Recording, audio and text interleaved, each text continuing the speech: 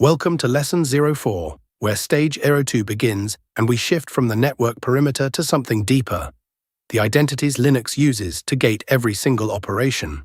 In Stage 01, we closed the doors, SSH, sudo, the firewall. Now we ask who actually holds the keys.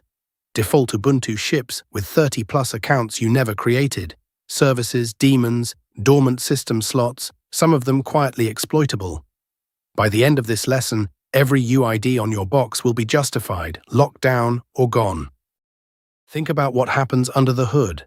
SSHD accepts a key, sudo escalates, system spawns a service. Every one of those steps resolves to a UID and a GID.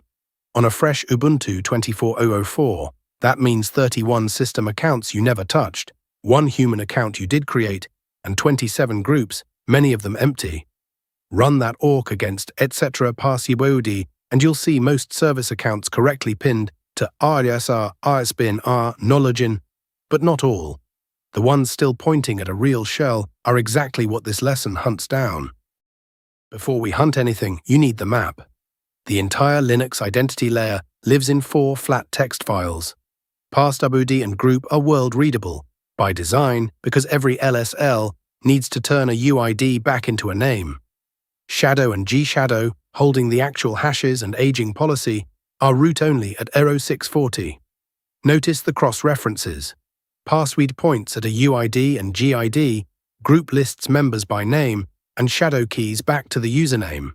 4 files, 1 graph, and that graph is what we're about to audit. Before we audit existing accounts, let's fix the template they're stamped from. Every user ad pulls its defaults from church etc. login.defs, and most distros ship it wide open. umask 022, passwords that never expire, MD5 hashing in some corners. 8 directives change that calculus. Tighten umask to 027, so new files land at 640. Cap password age at 90 days with a 1-day minimum to block rapid reset gaming. Give users a 14-day warning, lock the TTY after 3 bad attempts, and switch the hash to yescrypt. One caveat, these only bind new accounts. For everyone already on the box, Chage M90 applies the policy retroactively. With the template tightened, we turn to the existing roster. These 5 awk queries convert, etc. password into a signal-rich report. Query 1, any line where the third field is 0, should return exactly root. A second UID 0 account is a backdoor, full stop. Query 2 enumerates human accounts in the 1,000 to 6,000 range and confirms their homes match. Query 3 is the one that catches lateral movement. Service accounts with a real login shell instead of knowledgein or false. Query 4 flags missing home directories, and Query 5, stat on passwd, shadow, and group, tells you when these files last changed.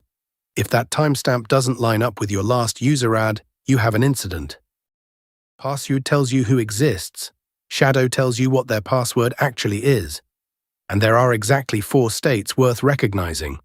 A valid hash starts with $6 or $E, yescrypt or SHA-512, and that's correct for humans. An exclamation mark means locked. The password is disabled, but key-based SSH still works, which is exactly what you want for service accounts. An asterisk means expired and never loggable, the default from user ad, system. And then there's empty, a completely blank second field, which means login succeeds with no password at all. That last one is never acceptable. Run the awk one-liner at the bottom on every host. The only correct output is silence. That same silence rule applies tenfold to service accounts. When you install Postgres, Redis, or Nginx, the package should create an account with no shell, no home, and a locked password. But some packages still ship with bash, a home directory, and a blank shadow field, which is a trivial local privilege escalation waiting to happen. The fix is a 3-command rotation, password-l to lock, user mod -is to point the shell at chamasha sr, sbin, knowledgein, and userdel-r to drop the home directory if the app doesn't need it. To find every offender at once, run that awk line. Any system UID under 1,000 still holding a real shell is something you fix today. Now, locking shells isn't enough. Group membership can hand out root by another name. Docker is the classic trap. Anyone in that group can spin up a privileged container, mount the host root, and walk out as UID0. Disk lets you read chart.dev.sda directly, bypassing every file system permission. ADM reads your audit trail, and video or KVM can DMA attack a misconfigured box. So run that for loop across sudo, wheel, docker, disk, ADM, video, and KVM. Every name returned needs a justification, or it comes out.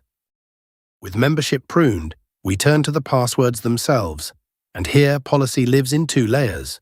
PAM PW quality enforces complexity the moment a user runs past W'd. Minimum length 14, at least 3 character classes, no more than 3 repeated characters, and a dictionary check to kill the obvious ones. Then change handles aging on existing accounts. 90-day max, 14-day warning, and change D0 forces a reset at next login. And remember NIST's guidance, length beats special character gymnastics every time. Before we leave identity, 5 gotchas that show up in real incident reports, an empty password field in shadow. 1 awk line finds it, and it's in every breach post-mortem you'll read. 2 UID0 accounts means somebody already owns you. Docker group membership is root equivalence, full stop. Userdel without -r leaves a home directory an attacker can squat in via authorized keys. And PW quality tested only as root quietly skips every other user unless you set enforce. For root, each one is a single command to detect and a single command to fix. So let's recap the 6 skills you now own.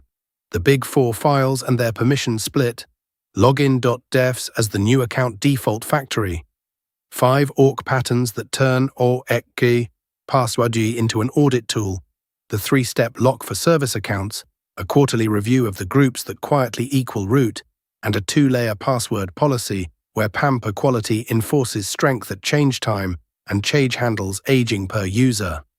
Identity layer audited.